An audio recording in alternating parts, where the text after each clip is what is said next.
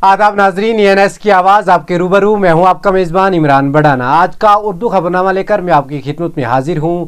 आइए शुरुआत करते हैं आज की चंद अहम खबरों से।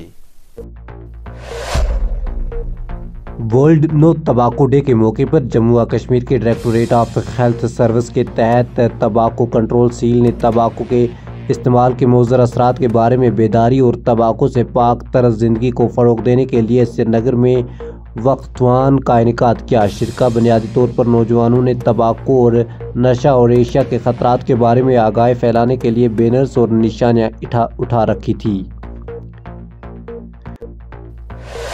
मीरवाइज उमर फारूक ने जुमा को कहा कि वो हमेशा मुज़ाकरात पर यकीन रखते हैं और मसाइल के पुरअमन हल की ख्वाहिश रखते हैं। मीरवाइज, जिन्होंने आज श्रीनगर की तारीखी जामे मस्जिद में मुसलसल 4 जुमा के वक्फे के बाद खुतबा जुमा दिया, साफियों को बताया कि जम्मू व कश्मीर इंतजामिया की तरफ से उनकी गैर रस्मी रिहाई और घर में न ख़त्म होने वाली नज़रबंदी बदकिस्मती है। इलेक्शन कमीशन ऑफ इंडिया कल लोकसभा इंतखाबात के 7वें मरहले के लिए तैयार है। पोलिंग के अमल के आखिरी मरहले को निशान जद कर रहा है। बिहार, चंडीगढ़, हिमाचल प्रदेश, झारखंड, उड़ीसा, पंजाब, उत्तर प्रदेश और मगरबी बंगाल समेत 8 रियासतों और मरकज़ के ज़ैर इंतज़ाम इलाकों के 57 पार्लिमानी हलकों में वोटर अपना वोट डालेंगे।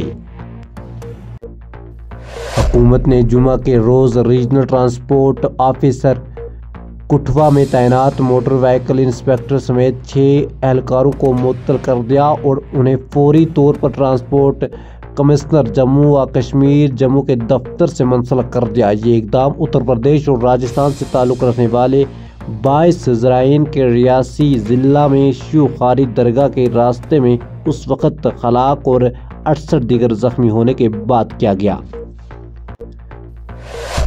जम्मू व कश्मीर के राजौरी ज़िला के नौशहरा सब डिवीज़न में मुतअद्दिद अवामिल की वजह से जंगलात में लगी आग के सिलसिले को जन्म देने के बाद डिविजनल फॉरेस्ट ऑफिसर DFO शूता ने जुम्मा को कहा कि ज़्यादातर आग इंसानों की बनाई हुई है और शाज़ व नादर ही वाक़ात में वो कुदरती तौर पर वाक़ा होती है। नाजरीन, ये था आज का उर्दू खबरनामा। इंशाल्लाह कल इसी वक्त पर आपसे दोबारा मुलाकात होगी। तब तक के लिए अल्लाह हाफिज़।